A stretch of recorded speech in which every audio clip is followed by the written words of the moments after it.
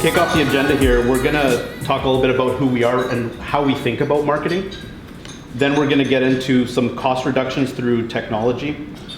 Then we're going to go into the measurability of some marketing activities and their proximity to revenue, which is something that generally people don't talk about. And then we're going to end up with the KPI scorecard and how to ensure at a high level how marketing is in fact working for the business or not. So who we are can really be summed up in what we believe. So we believe that great measurable marketing is made up of the science of creative and the art of data. Now, this is catchy, but the meaning behind this is that creative always has to be done in a very specific way that looks at data to understand the target audience. The art of data side is more about interpretation of data. The problem with marketing generally is that data interpretation skills of marketers aren't great. So when they look at the data of ongoing campaigns and things of that nature, they're not necessarily tying it back in a way that makes sense. And that's kind of how we are different. So to get you in the mindset for today, we're just going to do a quick overview of where the market has kind of been, specifically with digital marketing, over the past 2 decades or so, but in 3 slides. So as of today, 88% of consumers pre-research their buys online before making a purchase, and that purchase is online and offline.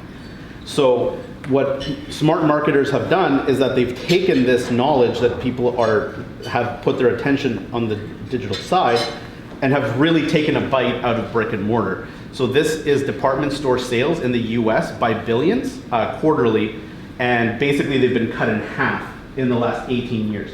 E-commerce really launched in around 2000, 2002, and ever since then it's pretty much been a bloodbath for these guys. Now, year-over-year growth in the last 10 years is very strong for online, in the mid-teens versus brick and mortar, which is in the low single digits. What this doesn't tell you though is that increases in online sales are actually by product category.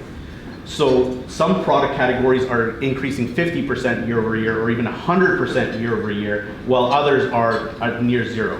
And this usually comes in waves. So for example, in 2018, personal healthcare products increased online by about 40%. Versus larger purchases that are more complex, those people are still using brick and mortar because it's a level of comfort thing.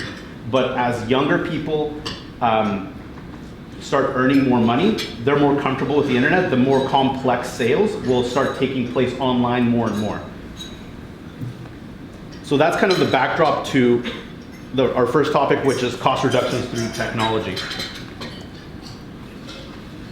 Here is a graph detailing out the biggest opportunity basically that happened in 2010 to 2018, and the 2 things that are being compared here is time spent in red versus ad spend.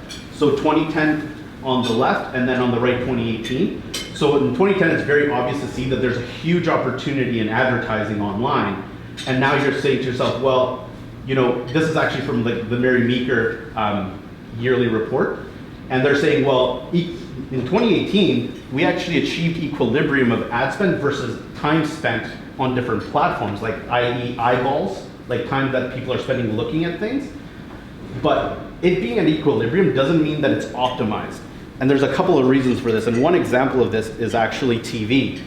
So according to data, 88% of people that are watching TV are actually on a second digital device at the exact same time. So this begs the question, if equilibrium's heavy on TV spend versus time spent on it, does it really make sense if people aren't actually looking at the commercials within TV? And this is under the assumption that they haven't, PVR'd it and they're just not skipping the ads altogether in the first place. So if they're not PVRing and they're watching it live, well, they're on a second device. Only 12% of people are maybe watching the commercials, and those are the people that aren't getting up to get a drink of water, aren't going to the bathroom, aren't folding their laundry while they watch TV. So where are they if they're not watching TV? Well, they're on different platforms, Facebook, YouTube, Pinterest, Twitter, doing a search. Generally about the thing that they're looking at, it could be anything from they watch TV and they saw a dress, they want to see where they can find that dress. And through targeting these days, these things are just getting better and better. So The important thing here is that through desktop and mobile, targeting is becoming stronger over time, and it's becoming stronger over time in a stepwise fashion. So technology gets better, there's a plateau. Technology gets better again, there's a plateau over and over and over again. So I'm going to show you a table that's right after this slide, and this is why you're going to see 3 versions of the internet. So if we look at things like billboards, they can target demographics generally. So you put a billboard on the side of the road somewhere, you know that a certain area of people travel through this road, and so you know the demographics, you can target a little bit. But beyond understanding some of the people that are moving through, you don't have much else. Like, you don't know if they're ready to purchase, you don't know if they have interest in what you do, you don't know if they have the psychographics that will make them favor your product. TV, radio publications have a better grasp on this. Certain shows attract certain demographics. I put up 60%, it's actually lower than that on average. Then you get to internet version 1.0, which is maybe about 6 to 8 years back. Now you can target 100% of your target audience in terms of demographics, but and pretty good on interest, but you cannot target their psychographics well. Version 2.0 came about 4 years ago. Now you can target everything perfectly right up to the psychographics of your target audience. And then Internet 3.0 is kind of rolling out right now. The technology is still being built for this, and it's mainly AI and machine learning. And you can now target people not only on who they are, their income level, what their interests are, psychographics that support their interests and their demographics, but you can actually start determining behavioral patterns that determine whether or not a person's ready to buy your product or service, like in the moment. So you can correlate data together, and then the machine can interpret that, and when you tell it, when these factors are present, this person's ready to purchase, therefore show them an ad about this specifically right now. So what this does is that if you look at the percentages, when you're looking at a billboard, like, what are the odds that somebody drives by your billboard, pulls it over to the side of the road, and like immediately calls that number and basically says, sell me this thing now? I'm not saying that they're not effective. They're effective for different reasons. They're effective for the reasons of impulse buying. So if somebody needs to make a decision without doing any research, you know, branding is, in those first 2 channels, billboards, TV, radio, publications, are great. But if you're trying to get a purchase decision immediately, it's very difficult for it to happen. And really, even in the previous version of the internet, where I would say about 90 to maybe 99% of marketers, that's what they're currently using, they're basically throwing 85 cents on the dollar in the trash can right now, where at least they could get 75 cents on the dollar in terms of effect if they move into these new systems. And over time, this will get better. Like places like Amazon, they can predict what you're gonna buy before you actually bought it. So going back to this, as much as it shows equilibrium, it's actually not distributed well. So the predictions that are out there right now is that mobile and desktop spending will anywhere from triple to quadruple in the next 5 years. So right now, you're spending 25 cents on the dollar for what you're gonna have to pay $1 for the exact same thing later in the future. The issue with this that's gonna happen is that if you get onto this too late, absorbing the learning curve when it becomes 4 times more expensive, you're gonna waste a ton of money trying to launch these initiatives. And ultimately, getting ROI is just gonna be that much tougher. So with that, we're moving on to AI. Thanks, Nick.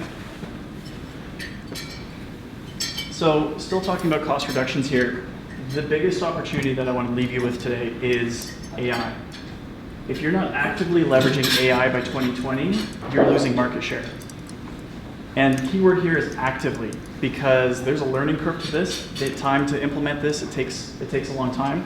This opportunity is so great, and let me show you what the market looks like.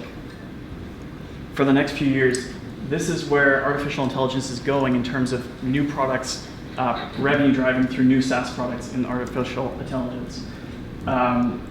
This is where, what this is going to look like in a practical sense is, in your companies, you may have 5, 10, 15 different tools that are all AI driven. They all have their own algorithm, they all serve different purposes.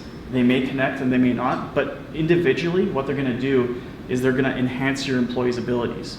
So ultimately, we're trying to drive up the value of each individual employee. We need less people, and that's going to take our costs down.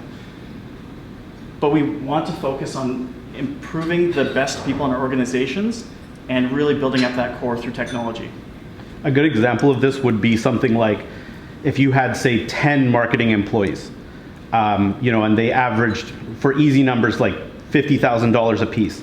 Through AI, like that's coming up and can be implemented, you could cut that number down to, say, 3, but instead of paying them $50,000 each, you probably have to pay them 70 to 75 because they're more highly skilled, because they need to be able to interpret data to make decisions.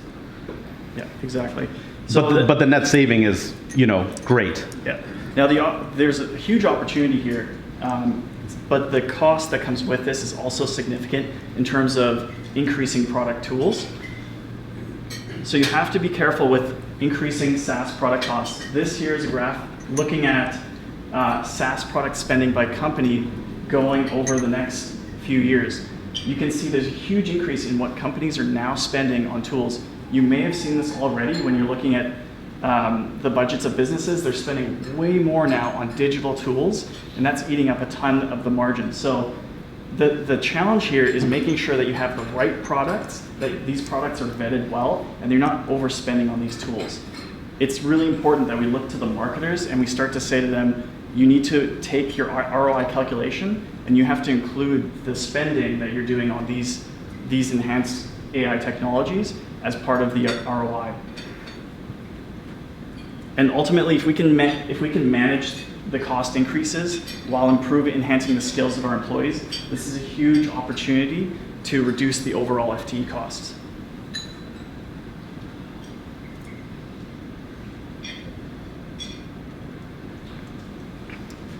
The highest order is the customer experience. There's this notion of bringing humans and machines together, not versus each other, but together. There's a lot of studies done on how AI technology works. And what's been found is that in almost all cases, when you pair a human with the technology, you get much better results than if you were to just run the technology. I've seen firsthand when you let an AI go on its own, usually when there's not enough data, it will go down the wrong path and nobody will be there to correct it. You have to have technology that works with the employees because they can provide the context to that AI to make the best decisions possible. And the challenge there that can happen really quickly is that we've actually seen firsthand AI applied wrong. And this is where you're getting into places where you hear about an AI spending $20,000, $30,000, $40,000 without anybody taking notice. And that money was basically thrown away in the trash can. Like, it had no net effect of any kind. So next topic, measurability of marketing activities and their proximity to revenue. This is something that we generally don't see a lot of people talk about or know.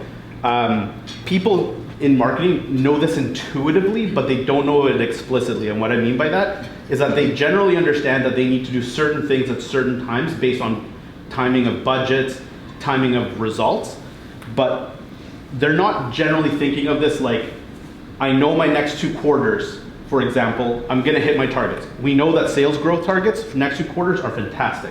So I can take resources away from the short-term timeline to revenue and put them into longer-term activities. So this is a matrix that we generally use for our clients. This is actually one of our client examples. So this matrix actually moves around where the different tactics are. So when we engage somebody, what we ask them is, what are your targets for the next 2-3 quarters, depending on the time of the year? What are your goals next year? If you don't have explicit goals, what's your overall percentage growth goals? And what are your 3 to 5 year goals? Because depending on what those are, and based on the budget, we need to allocate different activities in a different percentage to these different tactics. Generally, longer timeline to revenue items are more brand building and can be leveraged throughout the medium and short term.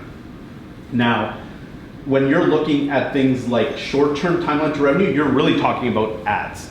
Because an ad is there while you pay for it, you stop paying for the ad, it immediately disappears and it stops having any sort of effect. So if you're So if you're getting leads through your ads, that's great. You turn your ads off. You have a 90-day sales funnel. After 90 days, your sales are basically going to stop unless you have an outside sales force. So the medium-term things are things that if you turn them off, they'll generally work for a few months on their own, and the value of them on the internet will just kind of perpetuate them. Long-term value items, like these things can last for years. So if you push on these for 2-3 years, and you're going to sell your company, say like 3 years after that, you can actually turn them off and then just leverage those over and over and over again for a couple of years. To build off of this, there's another thing that we use that we won't get too far into because we use the last matrix with this one combined, and this is long-term value versus the total amount of resources required. So there's an interplay here, and we are looking at the competition, we're looking at market data in order to determine this matrix and what the budget is to determine the actual tactics inside of here to actually give us a very concrete 12-month or 24-month plan of what needs to be done and when in order to hit targets. So for example, you know that this quarter's fine, next quarter you're gonna start missing targets. Well, you need to start ramping up the short interval activities where you know that you can generate leads today and in the next month so that your 90-day sales cycle kicks in and you close those sales in the next quarter. Likewise, if you think that next year you're gonna have trouble because your sales growth needs to be 30, 40, 50%, and you have completely eliminated your long-term activities, well, I mean, unless you have an unbelievable scale or you're just relying purely on your sales force, you're not going to do it through marketing. You're not going to generate enough interest and leads and or brand equity in the market to try to be able to hit that growth goal next year. So I put together a quick buying example, like say you're looking at a deal, and again, I'm not an M&A person, but I'm going to slog my way through this as best I can. Imagine you have this, you're looking to buy something, and they've completely stopped long-term activity. Usually people are doing this because they're trying to pump EBITDA. So you cut back on spend, your EBITDA goes up, you're trying to get better multiple, maybe there's some sort of threshold that they're trying to meet, whatever it is. Well, if your plan is to buy this company that has done this, and it's a long-term hold, and you need to actually leverage the brand in of itself, so like the brand has to stand on its own, you're not rolling it up into another brand, well, if they've stopped all long-term activity, you actually have to add in cost that is going to have to be spent next year, because if they've stopped branding activity for a number of years, their sales are not sustainable. So what happens with long-term activities is that they're slow to get going, and then they eventually pick up. If you stop them, they pick up and they hit like the top of the bell curve, and then they come down. And if people can time this really well for marketing and sales, that means that if you're buying them and they're trying to sell to you and they've stopped these activities, they've basically gotten the maximum value out of these long-term initiatives that they probably stopped a couple of years ago. And you're gonna pay maximum value, and then the next year it's gonna decline, and the sales are actually gonna go down real fast for the next 2-3 years. And then people are like, well, we're not doing anything different. The problem is that you're not doing anything different in the time horizon that you're looking at. So here's a different example. Imagine you're trying to sell. So this is kind of like a counterbalance to the last one. So you're looking to sell a company in 5 to 7 years to a holdco that's going to completely roll up your business. So the brand is disposable. And you know this, like the marketing agency world, for example, like there's holdcos, they sometimes retain the brand, but most of the time it sits under a different, bigger brand. So in this case, what I would personally do is that I would do long-term activities heavily that are directly in support of sales. I would, after the first 2 or 3 years, I would then fully turn those off as much as I can. And then because I can glide on those for 2 or 3 years, I would repurpose a portion of that savings into short-term activities, which are gonna increase my sales numbers even more, my top-line sales, and I'm gonna then pocket and save the rest in order to increase my EBITDA and hopefully my multiple. So what I'm really trying to say here through these 2 examples is that a lot of the times when companies get sold, like the marketing structure in terms of budget is not sustainable at all. And I've seen this happen more times than I can count at this point. So just a word of warning there. I'm gonna get a bit into KPIs here. So how to ensure marketing activities are working. So we divided this into metrics and KPIs. So first of all, metrics. we really, like, depending on if you're using an agency or not, sometimes the best they can do is really show you how many leads have been generated depending on the type of business it is. Connecting marketing is generally not the easiest, but it can be done with new technology. It's fairly cost effective today to actually connect all the systems together. More importantly, as we go down this, cost per lead. Cost per lead is a thing where it needs to be measured on an initiative basis so that you understand what initiatives are actually generating the best leads at the best cost. There's a few other things that go into this, like marketing qualified leads versus sales qualified leads in SaaS companies, but we'll go down that road a little bit later here. Incremental sales. Now, if you're marketing things that, for example, consumer packaged goods, where they're not selling these things online, you have to actually look at sales lift versus last year or versus, you know, what that growth rate is. So if you're growing 10% quarter over quarter, you do a specific campaign and you get less than that, well, did the campaign really work? Odds are it probably didn't. Here's the important ones for us, and this is when we engage clients, like this is kind of our bread and butter. Customer lifetime value. Outside of SaaS companies, and even some SaaS companies, people don't know what their customer lifetime value is. And I would say that from our experience, less than 1 in 10 companies actually understand what this is, which is incredibly scary for a number of reasons. A low customer lifetime value can fully negate certain marketing activities. Some marketing activities, if you know that the customer lifetime value is a certain number, you can basically just grab like a quarter of the marketing activities and just throw them out. And some sales activities as well. Because some activities online have very clear benchmarks if the marketer knows what they're doing, and then can tell you this tactic, we will never achieve enough. Like our customer acquisition cost is gonna be too high versus the lifetime value, so it just will never work.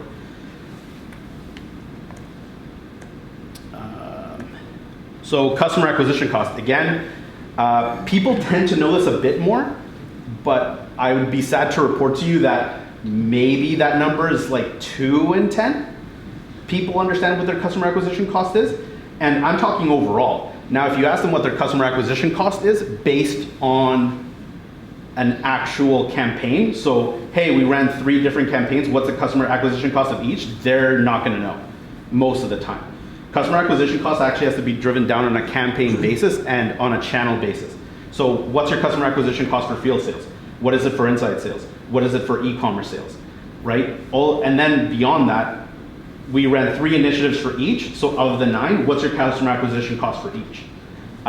Without that, it's very hard to optimize your spending. And it's actually impossible because now you're guessing. And we go back to the data thing. People look at the overall, it's like, well, this doesn't tell the story. There could be something that is $50 to acquire a customer, and there's other activities that are $1,000. So where do we put our next incremental marketing dollar, or where do we cut budget from, right? We can, if that's the case, we could double to triple the sales for the exact same budget just by moving budget around. But generally, these things aren't measured properly. If you're a SaaS company or you invest in SaaS companies, you know this. Lifetime value to customer acquisition cost needs to be 3 to 1, and you need to pay back your acquisition costs in 6 months. One thing that I always caution people about when they use this is be very careful of time horizon. So there are certain activities that when they're not optimized can show very negatively on this ratio where it goes below 3 to 1. So it's not great. But if those things are optimized, you need to give things like a certain amount of runtime to figure out if they can be optimized, because sometimes the things that start off the bumpiest can actually be much greater than this metric. But people throw it out prematurely because they're so driven by numbers.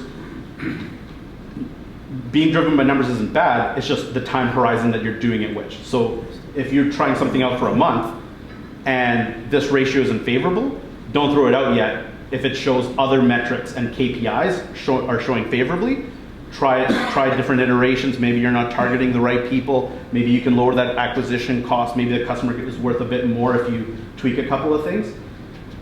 Just be careful with like going overboard on this on the short term. Long term, yeah, like this is kind of the be all end all.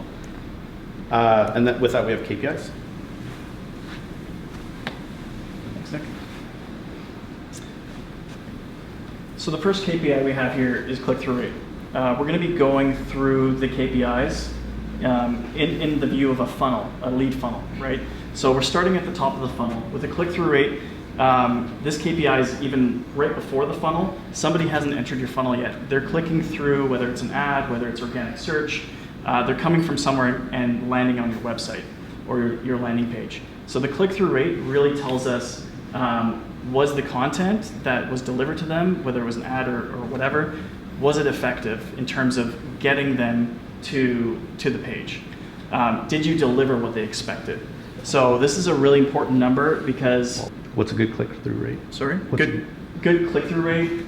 I mean, we have some examples here, but good click-through rate, I would say, is 10 to 15%. Often, you know, I've seen companies driving click-through rates that are 1, 2%. It's just too low. With the targeting available these days, you should be targeting more specific, fewer people overall, where you can drive up this click-through rate. Often this KPI is a key indicator of your cost of acquisition as well. So it's a really important thing to keep on. And it is industry dependent, highly. That's right. So depending on the industry and the initiative, click-through rate will change. So you have to look at the benchmarks specific to those initiatives. Total visits. So now they've entered the funnel. They've landed at your website. This is just the baseline. Now what we want to do is take the total visits and convert those people, bring them down the funnel, and convert them into a sale. And so that process takes some time. But if your total visit numbers on the get-go are not high enough, you're not going to have any people to work with to bring them down the funnel. So having this as a high KPI is really essential. Bounce rate. So bounce rate indicates when somebody lands somewhere, if they've come to your website and they immediately leave again, that's a bounce. So the bounce rate indicates for us, are the content that they're finding, is it what they expected to find? Is it connecting with them? Is it successful? So if you find that you've got a very high bounce rate, which means people are coming and leaving right away, that means that whatever you're presenting them with, perhaps you brought the wrong person to the landing page, to the website, perhaps the content that you've provided them with is not resonating with them. So bounce rate really is an indicator that shows something is either working or it's not, and then you need to dig deeper to find out what's happening there. Funnel conversion rate. This is probably the most important one here because it allows us to identify problems and create solutions for those problems. Bringing someone down the funnel, you have multiple stages of it. So the important thing is having these ratios of moving from one stage of the funnel to the next stage of the funnel. You can then identify where there might be a blockage in the funnel. Where is there some sort of disconnect where, you know, okay, we're getting 100,000 people to the website, but we're not converting into sales. So, you know, you need to see where that funnel's breaking down. Is it at the top or is it the middle or the bottom? And then with these ratios, you can basically say, well, we see people are coming through the funnel, through the first two stages, but they're not converting at the end. So that's how we identify there's a problem here. Maybe it's the shipping cost. You know, maybe it's something else. Maybe the price of whatever they're trying to buy. Maybe they're going and doing research and purchasing somewhere else. So this is really important for helping us identify where the problems are to fix. And when you fix those problems, ultimately that's how you drive up your CAC and your LTV. That's all we've got for you today. Nick, did you have any final words? I think the important thing to remember with marketing is that, you know, if a marketer gave you an excuse 10 years ago of, hey, like, I don't know what the effect of this thing is, 10 years ago, they were probably right. They couldn't really trace it back to revenue, ROI, leads on a case-by-case basis. With the technology that's available today, that's not true anymore, right? Like, I mean, maybe even for some industries 3 to 4 years ago, they couldn't actually do attribution of revenue. Today you can. The question is whether your systems internally inside of a business are there or not. The thing that's actually happening now is that the cost to do that is lowering incredibly fast. You now have systems in place where, through APIs that people have built, and a little bit of admin work, not a lot, you can get down to tracking somebody from the first time they interacted with you all the way to the sale, and then actually say, like, what was the cost of acquiring this specific customer? You can actually do that math today.